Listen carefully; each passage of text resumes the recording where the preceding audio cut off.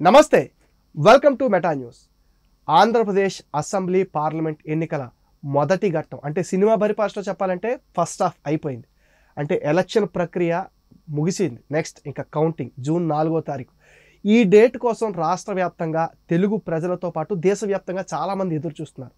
ఎవరు గవర్నమెంట్ని ఫామ్ చేస్తున్నారు, కూటమికి ఎన్ని సీట్లు వస్తాయి, వైసీపీకి ఎన్ని సీట్లు వస్తాయి. కానీ వైసీపీ నేతలు మాకు 151+ అని కొంతమంది చెప్తున్నారు. కొంతమంది అయితే అసలు సైలెంట్గా కనిపించకుండా వెళ్ళిపోయారు. ఇలాంటి విషయాలని మనతో డిస్కస్ చేయడానికి టీడీపీ వాణిజ్య విభాగం ఉపాధ్యక్షులు కలపాల కిరణ్ గారు మనతో ఉన్నారు. ఆయన అడిగి మరిన్ని ఇంట్రెస్టింగ్ విషయాలు అండ్ సర్వే రిపోర్ట్లు ఎలా ఉన్నాయి, ఏ పార్టీకి ఎక్కువ అవకాశాలు ఉన్నాయి అండ్ సిబిఎం ఫామ్ ద్వారా వాళ్ళు చేసిన సర్వీసెస్ గురించి ఈ డీటెయిల్స్ అన్ని ఆయన అడిగి తెలుసుకుందాం. సార్ నమస్తే. సార్ నమస్తే.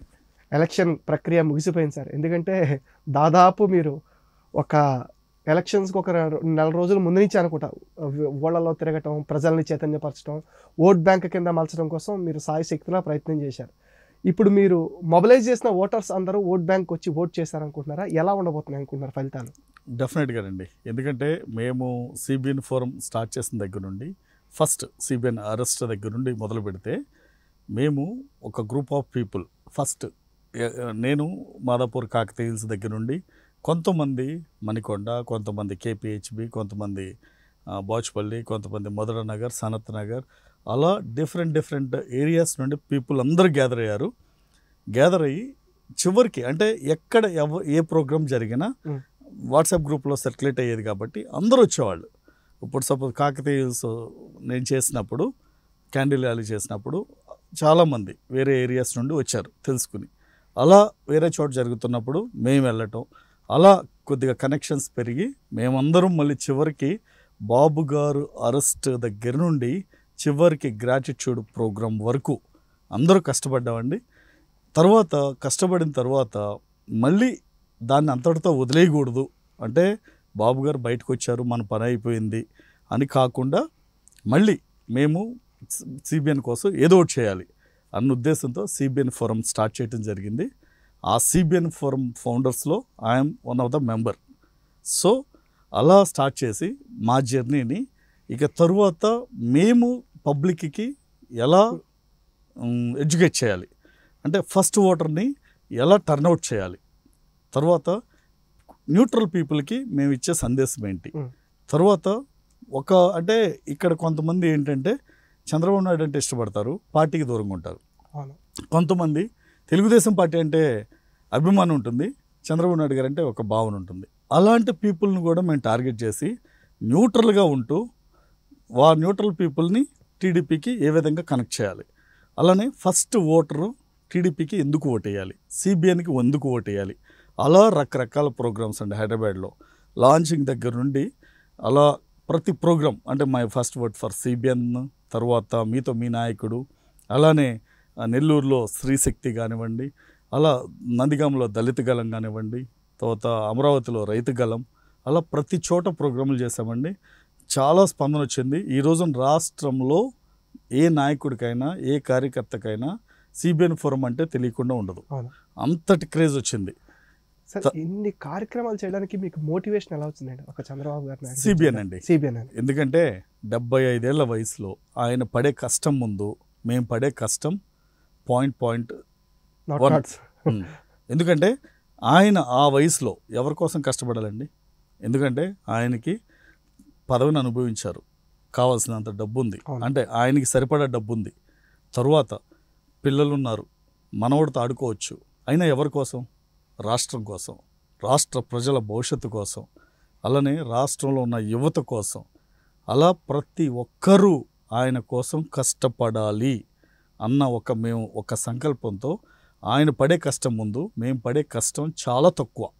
ఎందుకంటే మనం పడేది అలాంటి నాయకుడు ఉంటే రేపొద్దున భావితరాల భవిష్యత్తు బాగుంటుందని మేము అనుకున్నాం. ఎందుకంటే విజన్ 2020లో మేము ఉన్నాం, ఆ 2020లో మేము ఉండి ఈ రోజున ఆయన కోసం మేము కష్టపడుతున్నాం. రేపొద్దున ఆయన 2047 అనేది మా పిల్లల కోసం, అంటే మన పిల్లల కోసం ఆయన 2047 ఇప్పుడే డిజైన్ చేశారు. అంటే ఇప్పుడు ఫస్ట్ రూట్స్లోనే మొక్క బాగుంటే తర్వాత మొక్క ఎదిగే కొద్దీ స్ట్రాంగ్గా ఉంటుంది. అలా హైదరాబాద్ని డెవలప్ చేశారు విజన్ 2020లో. ఇప్పుడు 2047లో అమరావతిని చేయడానికి ఆయన సంసిద్ధమయ్యారు. ఆ సంసిద్ధం అయినప్పుడు ప్రతి ఒక్కరూ చేయి కలిపితేనే ఆ సక్సెస్ని అనుకున్న టార్గెట్ని రీచ్ అవుతాం. ఎందుకంటే ఇప్పుడున్న రాజకీయాలు చూస్తే చాలామంది రాజకీయాలు అంటే అసహ్యం వేసే పరిస్థితి వచ్చింది. ఎందుకంటే ఒక జగన్మోహన్ రెడ్డి వలన, లేదు అంటే ఈ వైకాపా పార్టీ వలన వాళ్ళు చేస్తున్న అవినీతిని, అలానే ప్రతిపక్ష పార్టీల మీద వాళ్ళు చేస్తున్న దమనకాండ, అత్యాచారాలు, హత్యలు ఒకటి కాదండి. మైనింగ్ కానీ, మట్టిని అమ్ముకోవటం, ఇసుకను తవ్వుకోవటం, కొండల్ని తెల్లారేటప్పటికి లేకుండా చేయటం, ఇవన్నీ ప్రకృతి ఏదైతే ఇచ్చిందో నేచర్ని చెడగొట్టడం వాళ్ళు. ఇలా చూస్తే ప్రతి ఒక్కడు కదలాలి, ఒక్క చంద్రబాబు నాయుడు గారితో అవ్వదు, ప్రతి ఒక్కరూ కదలాలి అన్నదే సిబిఎన్ ఫోరం లక్ష్యం అండి. అలా మేము మా లక్ష్యాన్ని చేరువయ్యా అనుకుంటున్నాము. అలానే కష్టపడ్డాము. మేము కొన్ని కాన్స్టిట్యున్సీస్ తీసుకుని ఆ కాన్స్టిట్యున్సీస్కి మేము స్పెషల్గా మేము పనిచేయటం జరిగింది. అలా ఒకళ్ళు కాదండి, అందరూ సమిష్టి కృషితో మేము ముందుకెళ్ళాం. డెఫినెట్గా సక్సెస్ అవుతాం. రేపొద్దున 2024లో డెఫినెట్గా రేపు రాబోయే రిజల్ట్ మాకు అనుకూలంగా 100% ఉంటుంది. ప్రజలందరూ చంద్రబాబు నాయుడు వైపే ఉన్నారు. సార్, ఈసారి ఎప్పుడూ లేనంత పోలింగ్ శాతం పెరిగింది. ఆ పెరగడం ఎవరికి ఎసర్ట్ అవుతుంది అనుకుంటున్నారు? అది కూటమికి ఉంటుందంటారా? పెరగడం డెఫినెట్గా అది కూటమికేనండి. ఎందుకంటే చంద్రబాబు నాయుడు గారిని చూసి ఓటేద్దామని ప్రజలు కదిలారు. అంతే, జగన్ని చూసి ఎందుకు ఓటేయాలండి? జగన్కి ఓటేయడానికి ఒక్క రీజన్ చెప్పండి. చంద్రబాబు నాయుడు గారికి ఓటేయడానికి నేను 100 రీజన్ చెప్తాను. జగన్ ఓటేయడానికి ఒక్క రీజన్ చెప్పానండి ఎవరినైనా. ఎందుకంటే అభివృద్ధి లేదు, సంక్షేమం ఇస్తున్నా అంటాడు. సంక్షేమం అప్పులు తీసుకొచ్చి సంక్షేమం ఇవ్వటం కాదు, ఉద్యోగ కల్పన లేదు, కొత్త కంపెనీస్ లేవు. ఓకే, తర్వాత రాష్ట్రంలో అమరావతిని కేంద్ర రాజధాని లేకుండా చేశాడు, పోలవరాన్ని ఆపేశాడు.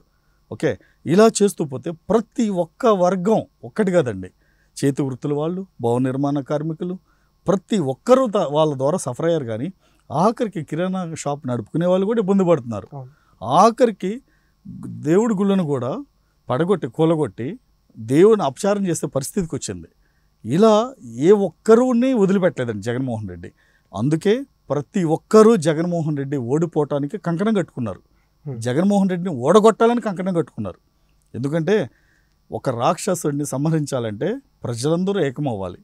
ఆ ఏకమైన వాళ్ళల్లో ఈ ప్రజలందరూ రేపొద్దున పోలింగ్కి వచ్చారండి. ఎందుకంటే జగన్ తన బాబాయిని గొడ్డలు పోటేస్తే రాష్ట్ర ప్రజలందరూ జగన్కి ఓటు పోటేశారు. ఓటు పోటుతో సమాధానం చెప్పారు. దీనిని జగన్మోహన్ రెడ్డి తనకు అనుకూలంగా మలుచుకుంటున్నాడు. కానీ అదంతా జరిగేది కాదు. రేపు రాబోయే రిజల్ట్ కూటమికి అనుకూలంగా ఉంటుంది. 150 పైచీలుగా తెలుగుదేశం పార్టీ, జనసేన, బీజేపీ కూటమి సాధించబోతుంది సీట్లని.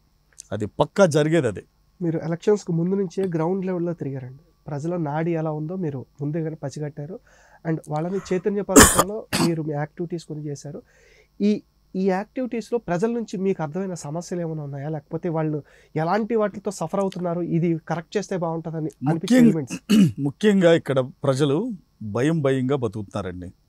ఎందుకంటే ఈ వాలంటరీ వ్యవస్థ ద్వారా ఏదన్నా చేయాలి అంటే వాళ్ళకున్న పెన్షన్ పోతుందేమో, బయటికి రావాలి అంటే తెలుగుదేశం పార్టీకి మద్దతు తెలపాలంటే వాళ్ళకున్న ఇల్లు తీసేస్తారేమో, లేదు అంటే గవర్నమెంట్ నుండి వచ్చే బెనిఫిట్స్ పోతాయేమోనని భయంతో ఉన్నారు. ఎప్పుడైతే ఎలక్షన్ కోడ్ వచ్చిందో, ఎలక్షన్ కోడ్ వచ్చిన తర్వాత కూడా ఒక 10 రోజులు 15 రోజులు ఆ భయం ఉంది.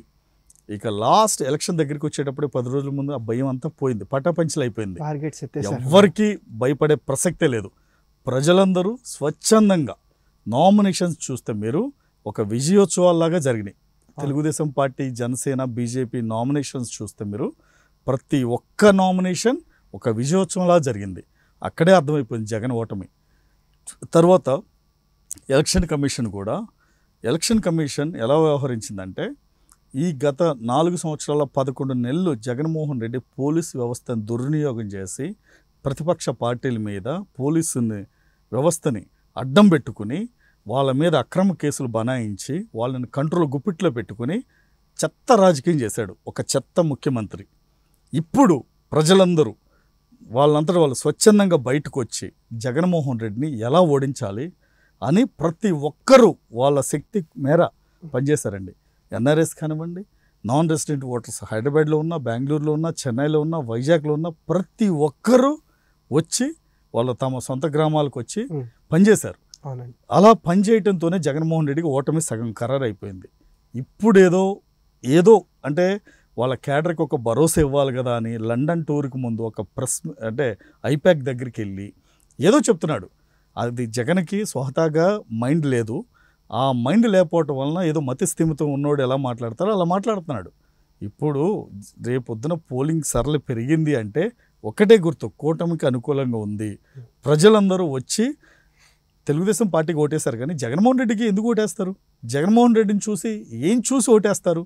మహిళలు ముఖ్యంగా ఓటేశారంటున్నారు సజ్జల రామకృష్ణారెడ్డి, జగన్మోహన్ రెడ్డి. మహిళలకి మీరు ఇచ్చింది ఏంటి? అమ్మ ఒడి అని ఒక్క బిడ్డకి మీరు ఇస్తే అదే తల్లికి వందనం పేరు మీద తెలుగుదేశం పార్టీ నలుగురుంటే నలుగురు, ముగ్గురుంటే ముగ్గురు, ఐదుగురుంటే ఐదుగురికి ఇస్తున్నారు కదా. ఓకే, ఉచిత బస్సు ప్రయాణం ఇస్తున్నారు కదా. ప్రతి గృహిణికి 1500 ఇస్తున్నారు కదా. ప్రతి ఇంటికి 3 సిలిండర్లు ఇస్తున్నారు కదా. ఇంకా తెలుగుదేశం పార్టీ కన్నా జగన్మోహన్ రెడ్డి ఇంకేమి ఇచ్చాడని జగన్మోహన్ రెడ్డికి ఓటేస్తారు? ఇక్కడే అర్థమైపోతుంది. అంటే ఇప్పుడు నువ్వు అది కూడా అమ్మ ఒడిచ్చి నాన్న బుడ్డికి లాగేస్తున్నావు. ఓకే, అది వరకు మందుకి నెలకి 2000 ఖర్చు పెడితే నువ్వు అదే మందు ఈ రోజున ప్రతి ఇంటికి ఒక బాటిల్ తాగేవాడు 2 బాటిల్ తాగి కన్జంప్షన్ పెరిగి నెలకి 12,000 నువ్వు దోచుకుంటున్నావు. అంటే 2,000తో ఒక మధ్యతరగతి వాడు తను పొద్దుటి నుండి సాయంత్రం వరకు కష్టపడి 2,000 రూపాయల మందు ఖర్చు పెడితే నీ దగ్గర ఇప్పుడు నీ ప్రభుత్వంలో 12,000 రూపాయలు అవుతుంది నీ హయాంలో. అంటే పేదవాడు ఇంకెప్పుడు ధనవంతుడు అవుతాడు? అంటే జగన్మోహన్ రెడ్డి కాన్సెప్ట్ ఏంటంటే ఒక 10,000 పెట్టి 1,00,000 రూపాయలు దోచేసుకుంటున్నాడు. అది జగన్మోహన్ రెడ్డి నైజం. అలా అని జగన్మోహన్ రెడ్డికి ఎవరు ఓటేస్తారండి? ఏదో పోలింగ్ సరళి పెరిగింది, ఓటింగ్ పెరిగింది, మహిళలందరూ మాకే అనుకూలం అంటే ఇక్కడ ఒకటే అండి మీరు గమనించాల్సింది. ఆల్రెడీ 4 సంవత్సరాల 11 నెలలు ప్రజలందరూ ఇబ్బందులు పడ్డారు, నాయకులు పడ్డారు, ప్రజలు పడ్డారు, అందరూ పడ్డారు. వాళ్ళందరూ ఇప్పుడు బయటకు వచ్చారు. ఈ వైకాపా నాయకుల్ని ఇప్పటి నుండి తరిమి కొడితే రేపు కౌంటింగ్ రోజు ఏజెంట్లు కూడా మిగలరని చెప్పి మీరు దానికి సాక్ష్యం తాడిపత్రి చూడండి, గన్నవరం చూడండి, నరసరావుపేట చూడండి. ఇవన్నీ చూస్తే ప్రజల్లో తిరుగుబాటు మొదలైంది. పార్టీలో తెలుగుదేశం పార్టీ నాయకులు ఏ విధంగా వైకాపా నాయకులను తిరుగుబాటు చేస్తున్నారో, తరిమి కొడుతున్నారో అర్థమైంది జగన్మోహన్ రెడ్డికి. అర్థమయ్యి చివరికి ఐపాక్ టీంకి మనం దేశంలో కనీ విని ఎరుగుని రీతిలో మనకి సీట్లు వస్తున్నాయి, దేశం ఆశ్చర్యపడేలా మనకి సీట్లు వస్తున్నాయి అని చెప్తున్నాడు. ఇక్కడ మీరు ఇంకో గమనించాల్సిన విషయం ఏంటంటే ఐపాక్ టీం అనేది నీకు అనాలిసిస్ ఇవ్వటానికి నీకు ఒక సర్వే లాగా పనిచేస్తే వాళ్ళు రిపోర్ట్ ఇవ్వకుండా జగన్మోహన్ రెడ్డి రిపోర్ట్ ఇస్తున్నాడు. చూడండి, అక్కడే అర్థమవుతుంది. అంటే వాళ్ళు ఎంత తీవ్ర నిరాశలో ఉన్నారు, వాళ్ళకు ఒక ధైర్యం చెప్పే క్రమంలో అలా మాట్లాడుతున్నాడు. కానీ జగన్మోహన్ రెడ్డికి కూడా తెలుసు ఓడిపోతున్నామని. ఓడిపోయిన తర్వాత పరిస్థితి ఏంటి, ఫ్యూచర్ కూడా కనిపిస్తుంది తనకి తన నాయకులకి అందరికి కనిపిస్తుంది. స్వరాల్లో మార్పు వచ్చింది. అదివరట మాట్లాడిన మాటలు ఇప్పుడు లేవు. ఈవెన్ అమెరికాలో ఉన్న పంచప్రభాకర్ చూడండి, వాడు పెట్టిన వీడియో చూడండి, ఇటువంటి వాగుడు వాగాడు, ఎలా మాట్లాడాడు. 5 సంవత్సరాల పిచ్చి కుక్కలాగా మాట్లాడి ఈ రోజున చివరికి బీదర్పులు అరుస్తున్నాడు. జరిగింది ఏదో జరిగిపోయింది, ఇక నుండి అలా కాదు ఇలా కాదు అని. పంచప్రభాకర్కి మేము ఒకటే వార్నింగ్ ఇస్తున్నాం, తెలుగుదేశం పార్టీ నువ్వు ఎన్ని వేషాలు వేసినా సరే నువ్వు ఒక్కసారి ఆంధ్రప్రదేశ్కి వస్తే నీ బతికేంటో చూపిస్తాం. ఎందుకంటే 5 సంవత్సరాలు నువ్వు పిచ్చి కుక్కలాగా మురిగి పిచ్చి అరుపులు అరిసి ఈ రోజున ప్రభుత్వం మారుతుంది నీ దాకా వచ్చేటప్పటికి భయపడి ఇలాంటివి చేస్తున్నాడు. ఒక అనిల్ కుమార్ చూడండి, అనిల్ కుమార్ యాదవ్ ఈరోజు ఏం మాట్లాడుతున్నాడు, మొన్న మీ మైక్ ఉంది కదా అని జగన్మోహన్ రెడ్డి ముందు బీరాలు వెర్రి వేషాలు వేస్తే వెర్రి వాగుడు వాగాడు. ఈరోజు చివరికి ఏమైంది, ఎవడైనా సరే వడ్డీతో సహా చెల్లిస్తాం, అది మాత్రం తెలుగుదేశం పార్టీ ఎట్టి పరిస్థితుల్లో క్షమించేది లేదు. ఎందుకంటే రేపు అసలుకి వడ్డీ ముద్దని తెలుగుదేశం పార్టీ నాయకులకు కానీ కార్యకర్తలకు కానీ వడ్డీనే ముద్దు, వడ్డీతో సహా చెల్లిస్తాం, అది అందులో నో డౌట్. సార్, ఇప్పుడు నెక్స్ట్ పోలింగ్ అనే ఈ ఘట్టాన్ని చాలా ప్రీషియస్గా తీసుకుని అందరూ పకడ్బందీగా ప్రిపేర్ అయి ఉన్నారు. కానీ గొడవలు జరిగినాయండి ఎలక్షన్ ముందు, ఆ తర్వాత ఆ పరంపర ఆల్మోస్ట్ ఒక 4 days కంటిన్యూస్గా గొడవలు కొనసాగుతూనే ఉన్నాయి. అండ్ ఈసీ జోక్యం చేసుకోవటం, కలెక్టర్ని సస్పెండ్ చేయటం, దీన్ని ఏ విధంగా చూడాలంటారు? వైసీపీ ఎలాంటి చర్యలకు ఎందుకు పాల్పడుతుంది అనుకుంటున్నారు? వైసీపీకి ఒక రకమైన ఓటమి భయం అండి. ఎందుకంటే ఈ 4 సంవత్సరాల 11 నెలలు వాళ్ళు ఇష్టం వచ్చినట్టు చేశారు.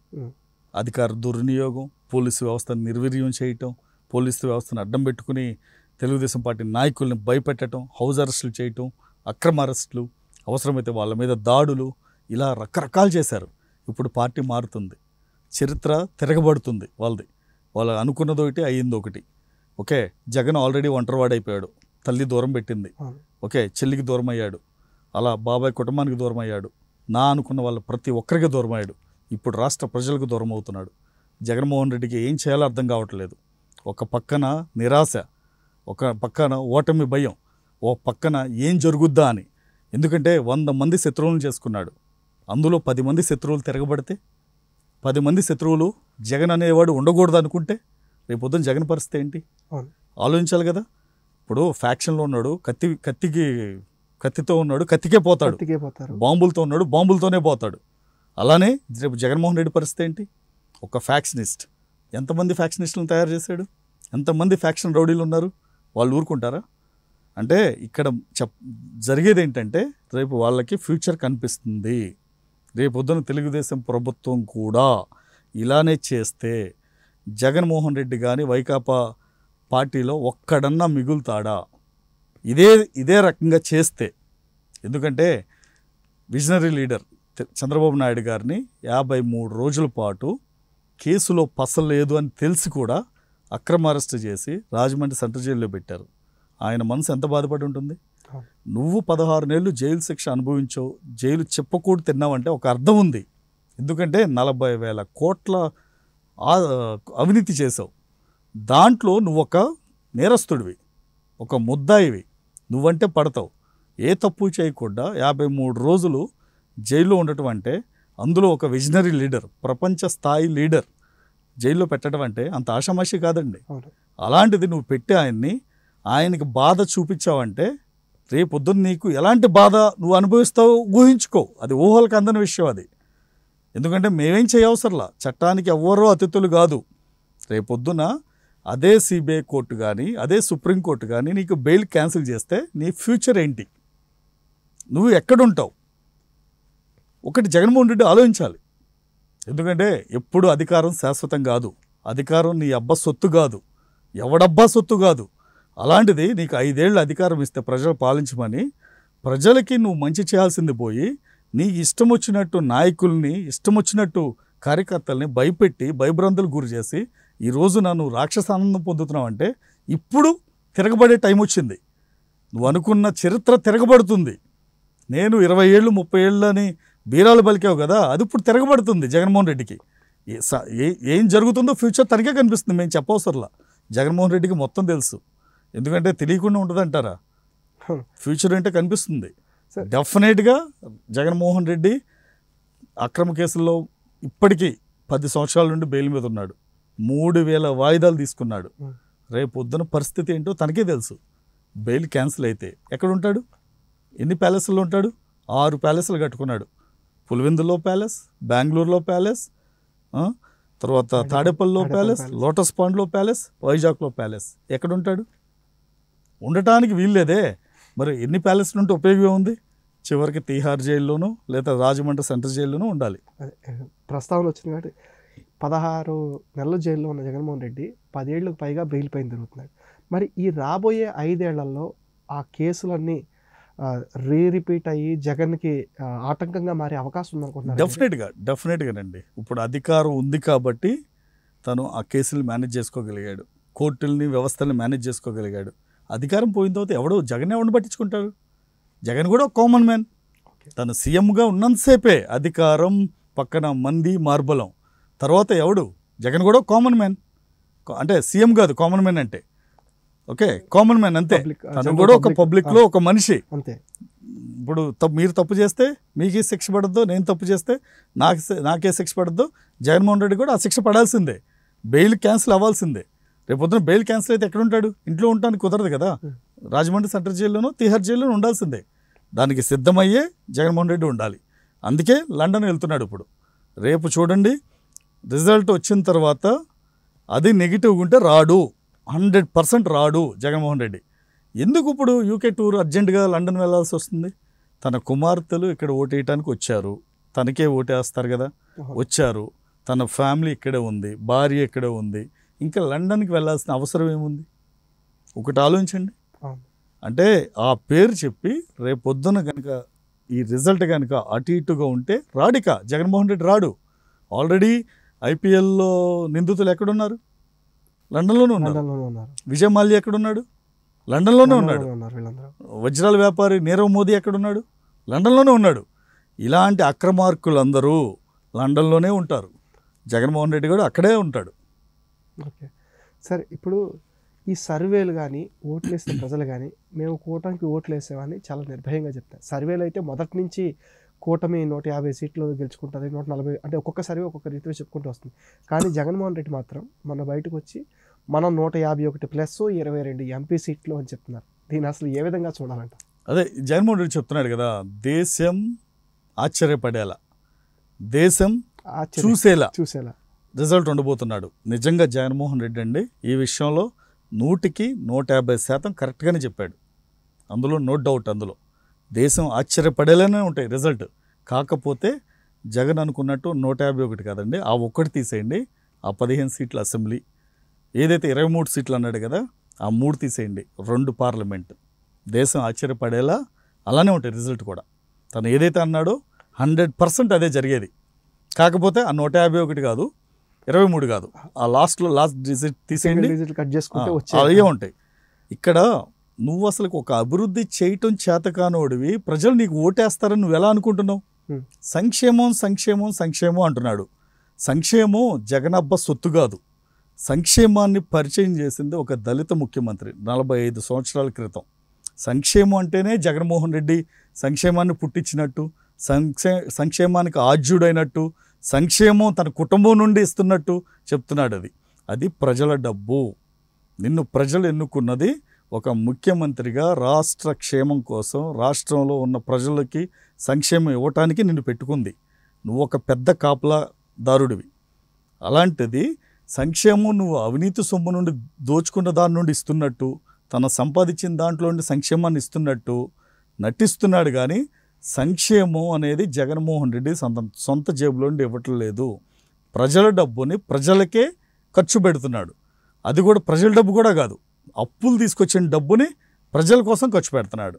అప్పులు ఎన్ని తీసుకొస్తున్నాడు, సంక్షేమం ఎంత ఇస్తున్నాడు? తనే చెప్పాడు, 14 లక్షల కోట్ల అప్పు ఉందని ప్రతి ఒక్కరికి తెలుసు. సంక్షేమం ఎంత ఇస్తాడు అన్నాడు, మొన్న మీడియా ముఖంగా చెప్తున్నాడు కదా, సాక్షి పత్రిక ముఖంగా 2,55,000 కోట్ల మీ బిడ్డ సంక్షేమాన్ని ఇచ్చాడు అన్నాడు. మిగతా డబ్బు ఏమైపోయింది? ప్రజలందరూ అడగాలి, మిగతా డబ్బు ఏమైపోయింది? ఎవరికి ఇచ్చావు? నీ వాళ్ళు ఎంత దోచుకున్నారు, నీ పార్టీ వాళ్ళు ఎంత దోచుకున్నారు, నీ కుటుంబం ఎంత దోచుకుంది, నువ్వెంత దోచుకున్నావు? ప్రజలకి లెక్క తెలియాలి. ఇచ్చింది 2,55,000 కోట్లు, అప్పులు తెచ్చింది 14 లక్షల కోట్లు. మిగతా డబ్బు ఏమైపోయింది? దానికి సమాధానం చెప్పి రేపొద్దున రాష్ట్ర ప్రజలకు ఒక సందేశం ఇవ్వు. అంతేగాని రేపు దేశం ఆశ్చర్యపడేలా 151 సీట్లు వస్తాయంటే నమ్మటానికి ప్రజలు ఈసారి గొర్రెలు కాదు. నువ్వు చెవిలో పువ్వులు పెట్టడానికి ప్రజలు ఏమైనా పిచ్చోళ్ళు కాదు. జగన్మోహన్ రెడ్డి అనుకుంటున్నాడు నేనే తెలియగలవాడిని, నా అంత తోడు లేడు అని అనుకుంటున్నాడు. జగన్మోహన్ రెడ్డికి అర్థం కాదు ఏంటంటే, జగన్ అంత పిచ్చోడు ఎవరు లేరు రాష్ట్రంలో, జగన్ అంత చేతగాని వాడు ఎవరు లేరు రాష్ట్రంలో, జగన్ అంత తెలివి తక్కువవాడు ఎవరు లేరు రాష్ట్రంలో. ఎందుకంటే జగన్మోహన్ రెడ్డికి ఒక పాలన చేత కాదు, ఒక ప్రజాధనాన్ని అభివృద్ధి చేయటం చేత కాదు, డబ్బుని సృష్టించడం చేత కాదు, ఏది చేత కాదు. ఎందుకంటే ఒక ఫోన్ నెంబర్ లేదని డైరెక్ట్గా పబ్లిక్గా చెప్పుకునే ముఖ్యమంత్రి, ఇలాంటి చేతగాని ముఖ్యమంత్రి గురించి మనం ఏం మాట్లాడతామండి? అది కూడా తన మీడియా ఏదైతే TV9 తన అనుకూల మీడియాలో కూర్చుని ఏదో వెర్రివాగుడు వాగుతూ ఏదో మాట్లాడుతూ మతస్థితులు అన్నలాగా మాట్లాడుతున్నాడు. అలాంటి వాడి గురించి ఇంకేం మాట్లాడుతాం? సార్, ఇప్పుడు సర్వేలు చూసుకుంటే ఎవరికి ఎన్ని ఓట్లు వస్తాయని దానిపైన మీ దగ్గర ఉన్న సమాచారం ఏంటి? ఎవరెవరు అసలు పోలింగ్ శాతం నమోదైంది? ఆల్మోస్ట్ 80% దగ్గరగా నమోదైంది. ఒకటేనండి, రేపు వచ్చే రిజల్ట్లో ఎవరికి ఓటేశారు అన్న ప్రశ్నకి నా సమాధానం, జగన్ ఎందుకు ఓడిపోతున్నాడు అన్న వాళ్ళకి నా సమాధానం ఇదేనండి. ఉద్యోగస్తులు, గవర్నమెంట్ ఉద్యోగస్తులు ఎన్నడూ లేని విధంగా ఫస్ట్ టైం ఓటర్స్ అందరూ పోస్టల్ బ్యాలెట్లో ఆల్మోస్ట్ 4,40,000 మంది అవైల్ చేసుకుంటే అందులో 3,80,000 మంది ఓటుని క్యాష్ చేశారు. అంటే ఆల్మోస్ట్ 90% పోలింగ్ చేశారు, జరిగింది పోస్టల్ బ్యాలెట్. అందులో 85% కూటమికి అనుకూలంగా ఓటేశారు. ఎందుకంటే అది మీకెలా తెలుసు అంటారేమో, వాళ్ళు లైన్లో నుంచుని ఒక్కొక్కరు 2 గంటలు 3 గంటలు లైన్లో నుంచి మరీ ఓటేశారు. ప్రభుత్వం మీద వ్యతిరేకతను ఆ విధంగా చూపించారు. నెక్స్ట్ వచ్చేసి కొత్త ఓటర్స్ అండి. కొత్త ఓటర్ అనేవాడు ఓటు రేపొద్దున నేను ఓటేస్తే వచ్చే నాయకుడు, అంటే వాడికి ఓటు వచ్చింది అంటే కొత్త ఓటర్కి వాడి ఏజ్ ఎంత అయి ఉంటుంది, 18 years to 19 years లేదా 20 years అయి ఉంటుంది. ఓకే, అంటే ఇప్పుడు వాడు ఓటు వేసేది ఎవరికి వేయాలి అంటే వాడి భవిష్యత్తుని ఎవరైతే తీర్చిదిద్దగలడో, వాడు భవిష్యత్తుకి ఎవరైతే భరోసా ఇవ్వగలడో వాళ్ళకి ఓటేస్తారు. ఈ 5 ఏళ్ళు చూసిన తర్వాత జగన్మోహన్ రెడ్డికి కొత్త ఓటర్ అనేవాడు ఎవడన్నా ఓటేస్తాడా? సో ఏడు. సో సమస్య లేదు. ఇక కొత్త ఓటర్ అనేవాడు జగన్మోహన్ రెడ్డికి ఓటేసే పరిస్థితి లేదు. సో వైకాపాకి ఓటేరు, అది కూడా కూటమికే. నెక్స్ట్ వచ్చేసి మిడిల్ క్లాస్ వాళ్ళు, అంటే ఇటు పథకాలు అందక ఇటు పైకి ఎదగలేక మధ్యలో కొట్టుమిట్టాడుతున్న మిడిల్ క్లాస్ ఫ్యామిలీస్ అందరూ కూటమికే ఓటేశారండి. నెక్స్ట్ వచ్చేసి న్యూట్రల్ ఓటరు, అంటే వాళ్ళు ఏ పార్టీకి సంబంధం లేరు, ఇటు వైకాపా కాదు ఇటు తెలుగుదేశం పార్టీ కాదు, వాళ్ళు అభివృద్ధి ఎవరైతే చేయగలరో వాళ్ళకే ఓటేస్తారు. ఏ ప్రభుత్వం అయితే బాగా ఏ ప్రభుత్వం అయితే సంక్షేమం అభివృద్ధి రెండు కళ్ళలాగా చూస్తుందో వాళ్ళకే ఓటేస్తారు. సో ఆ న్యూట్రల్ ఓటర్ ఎట్టేస్తాడండి, కూటమికే వేస్తాడు. సో అక్కడ కూడా కూటమికే పడింది. నెక్స్ట్ బీసీలు, మొదటి నుండి అన్న నందమూరి తారక రామారావు గారు పార్టీ పెట్టినప్పటి నుండి తెలుగుదేశం పార్టీ బీసీల పార్టీ. బీసీలు అండగా ఉండేది తెలుగుదేశం పార్టీకే. అలాంటి బీసీలు ఎవరికి ఓటేస్తారండి? 80% కూటమికే వేస్తారు, 20% మాత్రమే జగన్మోహన్ రెడ్డికి వేస్తారు.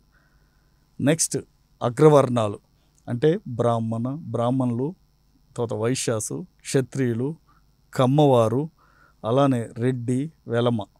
అందులో రెడ్డి పక్కన పెడితే మిగతా కులాల వాళ్ళందరూ, అంటే వైశ్యులు, వాళ్ళు వ్యాపారాల్లో ఎంత నష్టపోయారో ప్రతి ఒక్కరికి తెలుసు. అలానే సుబ్బారావు గుప్తా అనే ఒక వైశ్యుడు ప్రశ్నించాడని చెప్పి జగన్మోహన్ రెడ్డిని ఒంగోలులో ఒక గంజాయి ప్యాకెట్ ఇంట్లో పెట్టి అక్రమ అరెస్ట్ చేసి తీవ్రంగా కొట్టి జైల్లో పెట్టిన ఘనత జగన్మోహన్ రెడ్డిది. అలాంటిది వైశ్యులు ఓటేస్తారా? అలానే దేవుణ్ణి అవమానించాడు, అంటే దేవుణ్ణి అవమానించడం అంటే బ్రాహ్మణులను అవమానించినట్టే.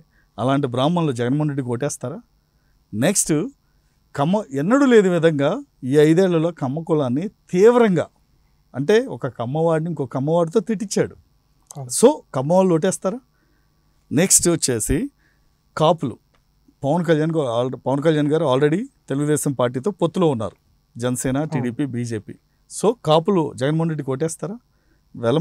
వెలమాస్ ఓటేస్తారా? వీళ్ళందరూ 80% కూటమికే ఉన్నారు. సరే, ఇక రెడ్డీస్కి వద్దాం. రెడ్డీస్లో వీడు మావాడైనా సరే మారెడ్డి అయినా సరే వీడికి అభివృద్ధి చేత కాదు, పాలనా చేత కాదని చెప్పి వాళ్ళలోనే తీవ్ర నిరాశ ఉంది. ఎందుకంటే ఎప్పుడైనా వాళ్ళ కులవాడైనా వాడి వీరుడు, సూర్యుడు, ధీరుడు అంటేనే మావాడని గొప్పగా చెప్పుకుంటారు. అలాంటి లక్షణం ఒక్కటి కూడా లేదు కదా జగన్మోహన్ రెడ్డికి. అలాంటప్పుడు ఏం చెప్పుకుంటారు? మావాడు అని. సో రెడ్డీస్ కూడా ఆల్మోస్ట్ 50% టీడీపీకి ఉన్నారు, 40% జగన్మోహన్ రెడ్డికి ఉన్నారు, 10% షర్మిలకు ఉన్నారు. సో తన రెడ్డి కులం కూడా ఓట్లు ఇట్లా. ఇక మిగిలింది ఎస్సీలు. నా ఎస్సీలు అని చెప్పుకుంటాడు కదా, ఇక్కడ మాత్రం 60% జగన్మోహన్ రెడ్డికి వేసిన 40% కూటమికి వేస్తున్నారు. నెక్స్ట్ ఎస్టీలు కూడా అంతే, 55% జగన్మోహన్ రెడ్డికి వేసిన 45% కూటమికి వేస్తున్నారు. ఇక చివరిగా మిగిలింది మైనార్టీలు కూడా ఆల్మోస్ట్ 55% టీడీపీకి అనుకూలంగా ఓటేస్తే 45% జగన్కి అనుకూలంగా ఓటేస్తున్నారు.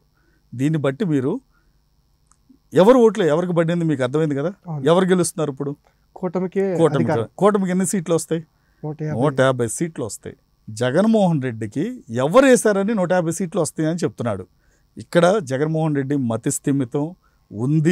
మతిస్థిమితం ఉన్న వ్యక్తి ఎలా మాట్లాడతాడో సేమ్ అలానే మాట్లాడాడు. ఇక్కడ అసలు నువ్వు అభివృద్ధి లేదు, పాలన చేత కాదు, నీకు ఓటు ఎందుకు వేయాలో కనీసం ప్రజల ముందుకు వచ్చి ఒక ప్రెస్ మీట్ పెట్టలేదు, నువ్వు మీడియా సమావేశం పెట్టలేదు, ఒక న్యూట్రల్ పర్సన్గా ఓటు అడగలేదు, నువ్వు ఏ విధంగా ఓటేస్తారని అనుకున్నావు నువ్వు?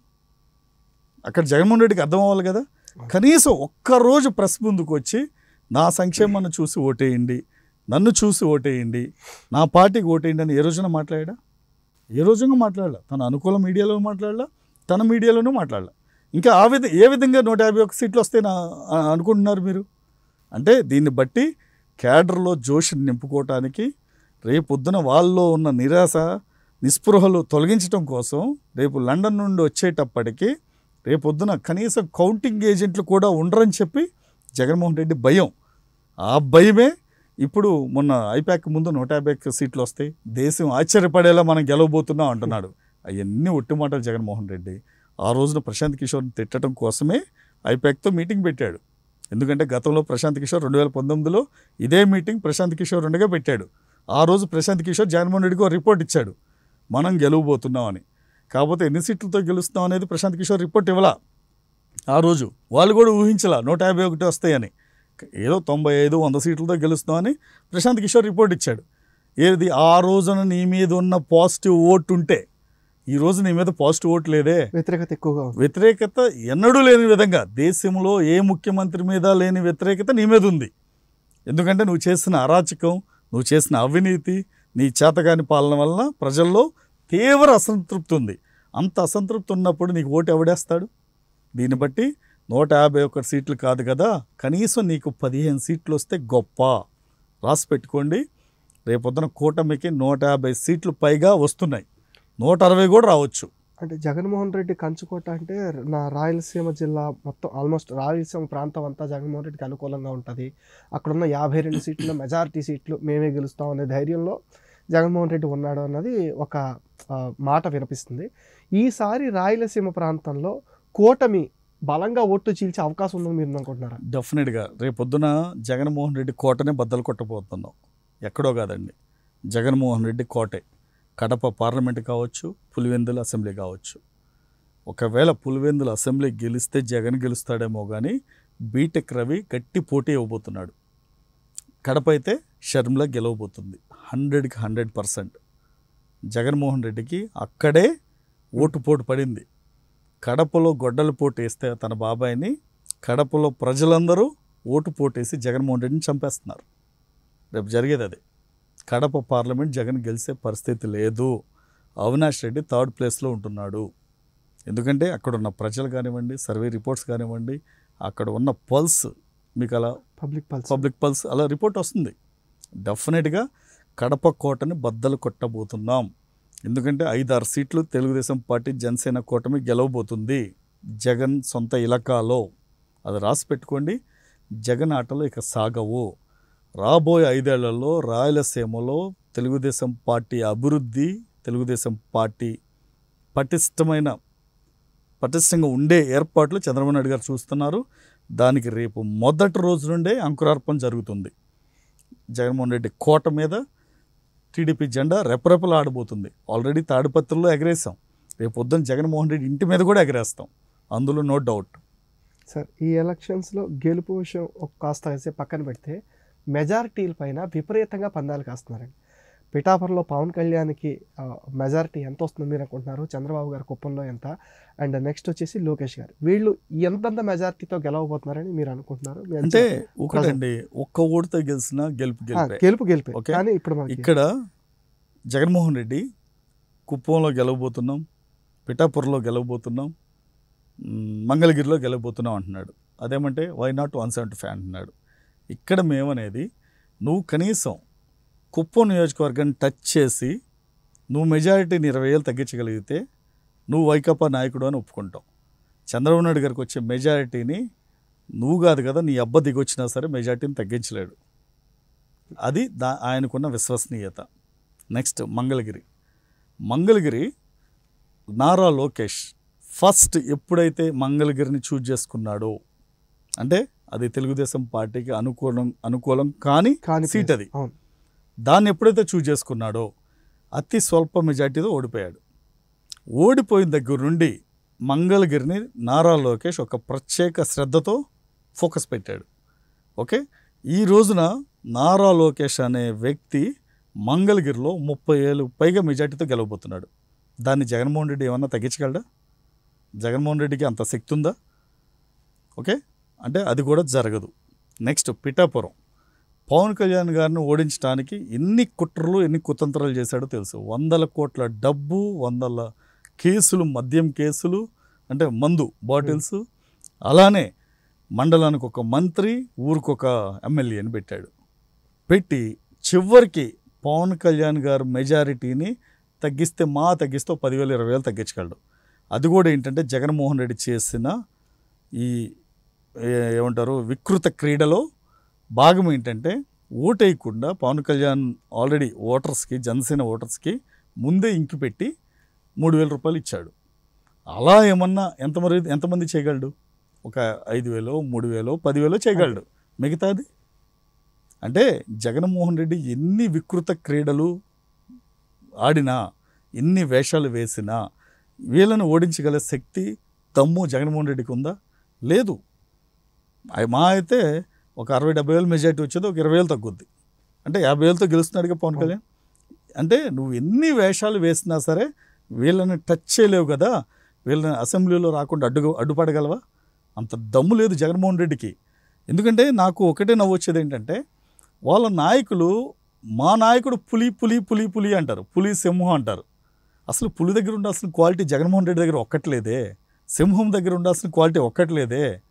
ఎందుకంటే 6 అడుగులు అందగాడు కాదు, ఓకే, వరుస పెట్టి డైలాగులు చెప్పే దమ్ము లేదు, ఓకే, సెక్యూరిటీ లేకుండా బయటికి వెళ్ళలేడు. అలాంటి వాడు పులి ఎలా అవుతాడు? పరదాలు కట్టుకుని బయట తిరిగేవాడు, లేదంటే మైక్ ముందుకు వచ్చి మాట్లాడలేనివాడు, స్క్రిప్ట్ లేకుండా బయట మీటింగ్ చెప్పలేనివాడు. వీళ్ళు పులి సింహం అని చెప్తారు. పులి ఎప్పుడు పరదాలు కట్టుకుని రాదు, సింహం ఎప్పుడు అద్దాల బస్సులో ఉండి ప్రజలను ఓటు అడగదు. మీరు ఇది గుర్తుపెట్టుకోండి. జగన్మోహన్ రెడ్డి నిజంగా పులి అంటే బయటకు వచ్చి స్క్రిప్ట్ లేకుండా మాట్లాడమనండి, పరదాలు లేకుండా మీటింగ్లు చెప్పమనండి, ఓకే, అప్పుడు మేము ఒప్పుకుంటాం. సింహం చంద్రబాబు నాయుడు అని ఒక పర్థం ఉంది. ఎందుకంటే 75 ఏళ్ల వయసులో ఈ రోజుకి కుర్రవాడిలా తిరుగుతున్నాడు. నువ్వేమో 50 ఏళ్ల వయసులో ఒక ముసలోడిలాగా లోపల కూర్చుని కనీసం గంట తిరిగితే నువ్వు 2 గంట పని చేయలేవు. నిన్ను పులి సింహం అంటే ఎలా? నేను వైకాపా నాయకులకు ఒకటే చెప్తున్నా, మీ నాయకుడిని పైకి లేపి మాట్లాడాలి అంటే మాట్లాడండి, అంతేగాని పుల్లు సింహాలతో కంపేర్ చేయొద్దు. మీ వాడు ఒక పులివెందుల పిల్లి. ఎందుకంటే ఇప్పుడు వాళ్ళు పులికి పిల్లికి పెద్ద తేడా తెలియట్లేదు అనుకుంటా. ఎందుకంటే ఉచ్చరించేటప్పుడు పులివెందుల పిల్లి అనబోయి పులి అంటున్నారు, కానీ పులి అంత సీన్ లేదు జగన్మోహన్ రెడ్డికి. ఏ విధంగానూ తను ఆ పులులు సింహాలకి దరిదాపులో కూడా రాలేడు. ఇప్పుడే మీరు అన్నారు చంద్రబాబు గారి గురించి మాట్లాడుకోవాలి సార్. 75 ఏళ్ల వయసు, ఆల్రెడీ ఆయన చూడని ముఖ్యమంత్రి పదవి కాదు, 3 సార్లు ముఖ్యమంత్రి కింద చేశారు. అలాంటి ఆయన అలుపెరగకుండా అసలు ఈ ఎన్నికల్లో చాలా ప్రత్యేకంగా చెప్పుకోవాలి, అలిసిపోకుండా ఆయన స్పీచ్లు కానివ్వండి, నియోజకవర్గాలు కవర్ చేయడం కానీ, అది పార్టీకి ఎలా అనిపించింది, మీ క్యాడర్కి ఎలా అనిపించింది, అసలు జనం ఎలా ఫీల్ అయ్యారని మీరు అంటే ఒకటండి, రాష్ట్ర ప్రజలందరూ ఈ వయసులో 75 ఏళ్ల వయసులో చంద్రబాబు నాయుడు గారి కష్టాన్ని, చంద్రబాబు నాయుడు గారు తిరుగుతున్న అంటే మీటింగ్లకి చూసి ప్రజలందరూ ముక్త కంఠంతో ఒకటే మాట అంటున్నారు, ఈయన మనిషా రాక్షసుడా? ఎందుకంటే మనిషి అయితే ఇలా తిరగడు. ఎందుకంటే ఆయన పట్టు వదలని విక్రమార్కుడిలాగా, అంటే పనిని అంటే ఒక రాక్షసుడిలాగా చేస్తాడు ఆయన. ఎందుకంటే ఆయన పొద్దున్నే మొదలు పెడితే సాయంత్రం వరకు ఫస్ట్లో 3 మీటింగ్లు చెప్పారు, తర్వాత ఎలక్షన్లు దగ్గరికి వచ్చే కొద్దీ 5 మీటింగ్లు చెప్పారు. అంటే ఆయనతో 20 ఏళ్ల వయసున్నోడు పోటీ పడలేడు, 70 ఏళ్ళాడు ఎలాగూ పోటీ పడలేడు. దేశంలో ఏ ముఖ్యమంత్రి కానీ ఏ నాయకుడు కానీ ఆయన తిరిగినట్టు తిరగలేడు. అది 100% అది. ఎందుకంటే ఆయన పని రాక్షసుడు. ఆయన పని చేస్తూ పక్కనున్న వాళ్ళని పని చేపిస్తాడు, ఆయన కష్టపడుతూ పక్కనున్న వాళ్ళని కష్టపెడతాడు. ఓకే, ఇక్కడ మనం చూడాల్సింది ఆయన మొదటి నుండి ఆయన చూడని పదవి లేదు. ఓకే, దేశంలో ఒక లోక్సభ స్పీకర్ని ఆయనే చేశారు, ప్రధానమంత్రులను చేశారు, అలానే రాష్ట్రపతులను చేశారు, ఉపరాష్ట్రపతులను చేశారు. చూడని పదవి లేదు, చేయని పని లేదు. ఓకే, అలాంటిది ఈ రోజున చంద్రబాబు నాయుడు గారు నాకెందుకులే, రాష్ట్రం ఏమైపోతే నాకెందుకులే అని ఇంట్లో కూర్చుంటే రాష్ట్రం అధోగతి పాలవుతుంది, ప్రజలందరూ ఇబ్బందులు పడతారు. అంటే తెలుగు ప్రజలందరూ సుఖ సంతోషాలతో ఉండాలి, పూర్ టు రిచ్ అంటే పేదవాడు ఎప్పుడు పేదవాడుగా ఉండకూడదు. 2047 వచ్చేటప్పటికి పేదవాడు ధనవంతుడు అవ్వాలి. అంటే వాళ్ళ చేతుల్లో సంపాదన ఉండాలి, ఉద్యోగ కల్పన ఉండాలి. మనం పేదలకు పంచితే పేదవాడు ఎప్పుడు ధనవంతుడు కాడు, పేదవాడుగానే ఉండిపోతాడు. పేదవాడు ధనవంతుడు అవ్వాలి అంటే ఉద్యోగాల కల్పన ఉండాలి. అంటే ప్రతి నెల ఎవరి నుండి ఆశించకుండా, అప్పులు తేకుండా వాళ్ళ కాళ్ళ మీద వాళ్ళ నిలబడే శక్తి సామర్థ్యాలు ఉండాలనేదే చంద్రబాబు నాయుడు గారి లక్ష్యం. అది ఆ లక్ష్యం దిశగా పనిచేస్తున్నారు ఆయన. అందుకే రాష్ట్రంలో ఉద్యోగ కల్పన జరగాలి. యువత అంటే వాళ్ళ వయసుని దృష్టిలో పెట్టుకుని, అంటే 18 సంవత్సరాలు 20 సంవత్సరాల నుండి 45 సంవత్సరాల వరకు కష్టపడే వయసు, అది పనిచేసే వయసు. ఆ వయసులో ప్రతి ఒక్కరూ కష్టపడాలి. ఎందుకంటే 50 ఏళ్ళ తర్వాత 60 ఏళ్ళ తర్వాత కష్టపడినా మనం అనుకున్న రిజల్ట్ రాదు.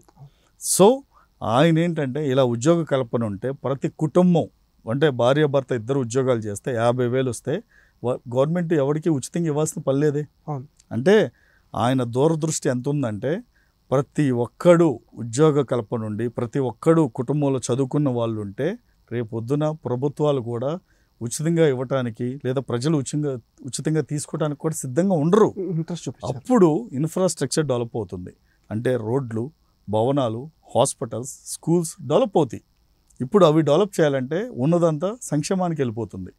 అంటే చంద్రబాబు నాయుడు గారు అంటే మీరు 10 సంవత్సరాల క్రితం చూసుకుంటే ఎవరికి స్మార్ట్ ఫోన్ అనేది లేదు, అసలు ఫోనే లేదు, సెల్ ఫోన్.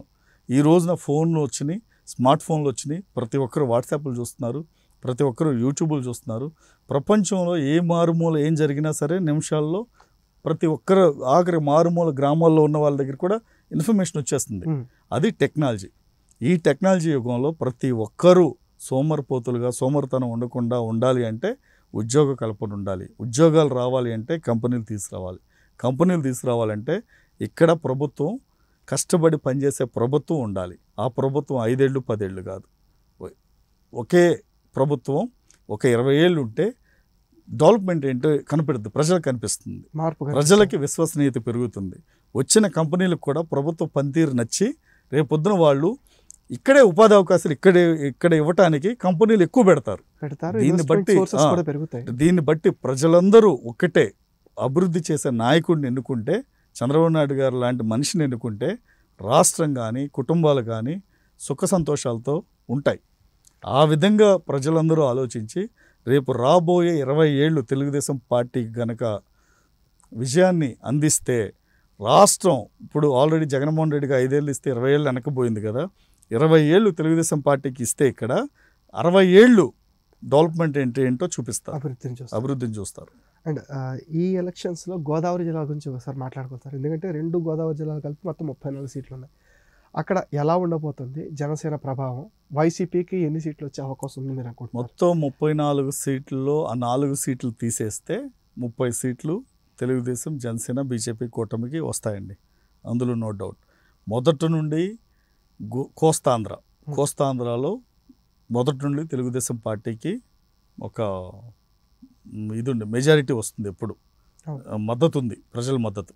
అలానే గతంలో కూడా మీరు చూస్తే 2014లో కూడా ఎక్కువ సీట్లు మన గోదావరి బెల్ట్ నుండే వచ్చినాయి. సో ఈసారి కూడా గోదావరి బెల్ట్ నుండే వస్తాయి. రేపొద్దున గోదావరి జిల్లాలకి స్పెషల్గా చంద్రబాబు నాయుడు గారు ఒక ప్యాకేజ్ కానీ లేదంటే ఒక అభివృద్ధిని చేయటానికి మార్గాలను అన్వేషిస్తున్నారు.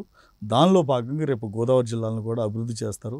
ఒక పక్కన అమరావతిని అభివృద్ధి చేస్తూనే అమరావతిని విజయవాడ, మంగళగిరి, గుంటూరు, అమరావతి క్యాపిటల్ సిటీని చేస్తూ రేపొద్దున ఒక మహానగరాన్ని సృష్టించబోతున్నారు అక్కడ రేపొద్దున. అలానే ఈ మహానగరానికి గోదావరి జిల్లాలో జస్ట్ 40 కిలోమీటర్ల డిస్టెన్స్ అంతే.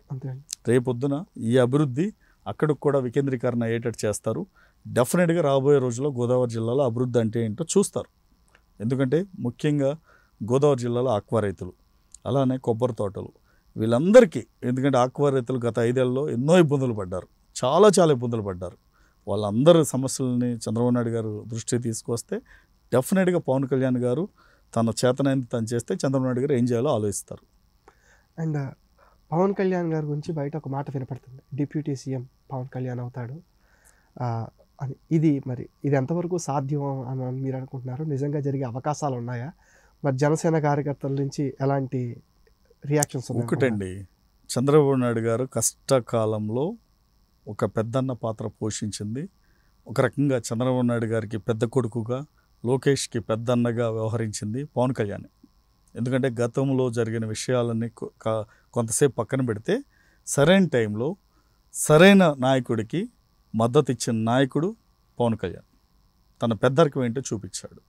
ఎందుకంటే కులాలకి మతాలకి అతీతంగా పవన్ కళ్యాణ్ ఆ రోజున రాజమండ్రిలో చంద్రబాబు నాయుడు గారిని పరామర్శించటం, వెంటనే బయటకు వచ్చి ఒక ప్రెస్ మీట్ పెట్టడం, ప్రెస్ మీట్ పెట్టగానే తెలుగుదేశం పార్టీ జనసేన కలిసి పొత్తు ఉంటుందని ప్రకటించటం, ప్రకటించిన వెంటనే బీజేపీని లైన్లో తీసుకురావటం, అలానే ఈ 3 పార్టీలు కలిసి, అంటే ఈ 2 పార్టీలు జనసేన తెలుగుదేశం కలిసి నరేంద్ర మోడీ గారిని కలవటం, అక్కడ పొత్తు ఖరారు అవ్వటం, ఈ 3 పార్టీలు ప్రజల్లో ఒక స్పష్టమైన పాజిటివ్ సంకేతాలు వెళ్ళటం, ఇవన్నీ ఎలా జరిగినాయి అంటే ఒకదాని తర్వాత ఒకటి కలిసి వచ్చే కాలానికి నడిచొచ్చే కొడుకు పుడతాడని అలా జరిగిపోయింది.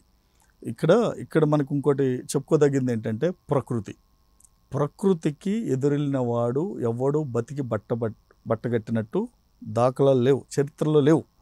జగన్మోహన్ రెడ్డి అంతే. ఎందుకంటే తను ఎన్ని పాపాలు చేసినా సరే ప్రజలు, పాలకులు, లేకపోతే నాయకులు, పార్టీలు ఏం చేయలేకపోతున్నాయి. ప్రకృతికి ఎదురెళ్తున్నాడు, ప్రకృతికి విరుద్ధంగా వ్యవహరిస్తున్నాడు.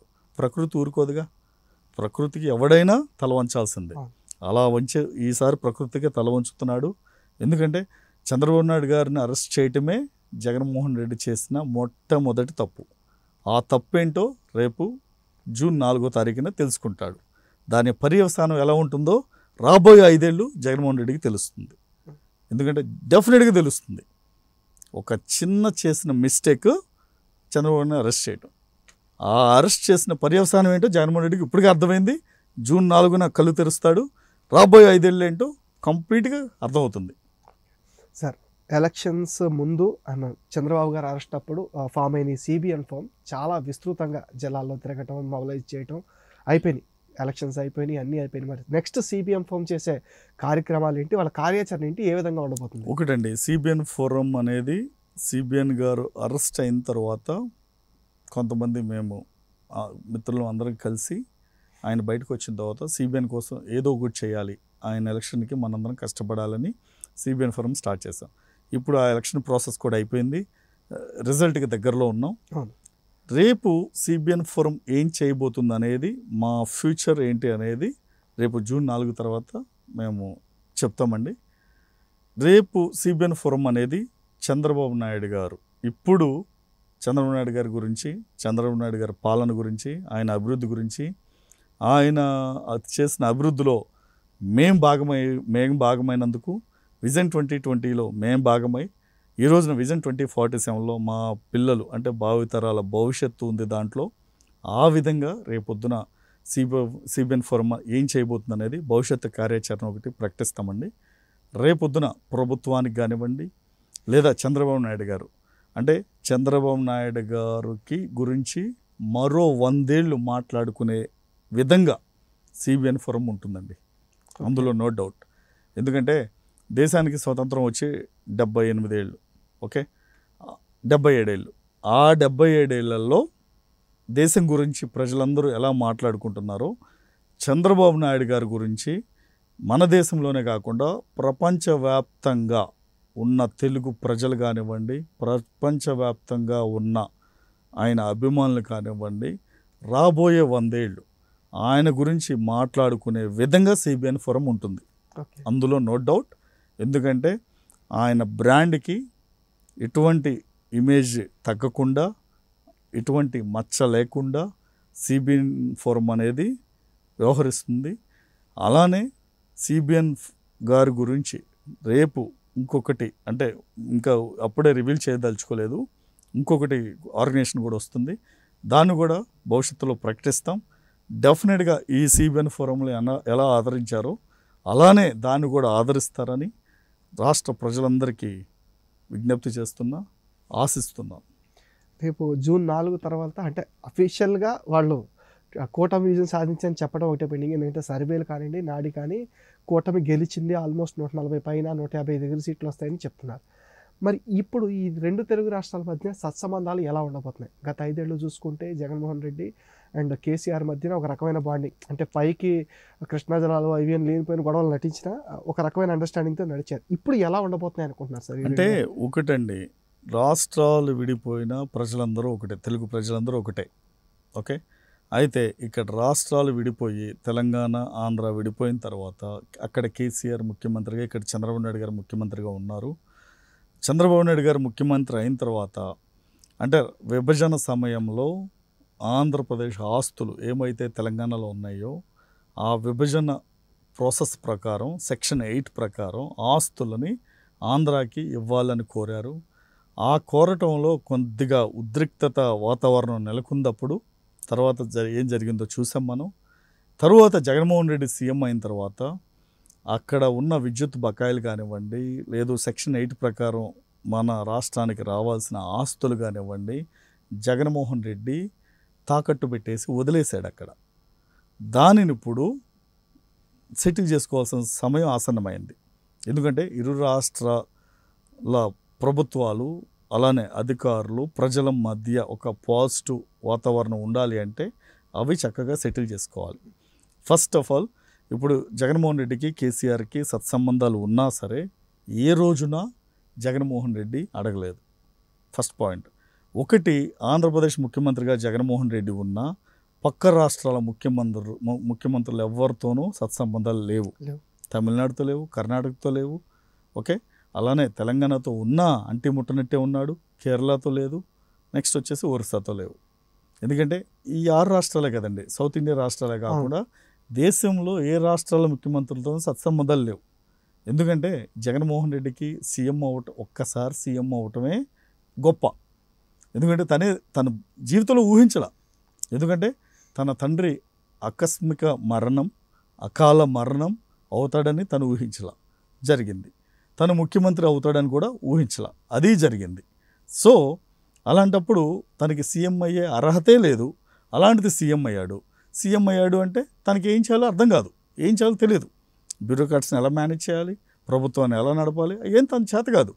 సో ఇతని గురించి ఇక అంతకన్నా ఎక్కువ మాట్లాడటం అనవసరం. సో రేపొద్దున అక్కడ రేవంత్ రెడ్డి చంద్రబాబు నాయుడు గారు శిష్యుడు అనటం కన్నా ఒక ఏమంటారు కొలిగ్, ఒక రకంగా చెప్పాలంటే.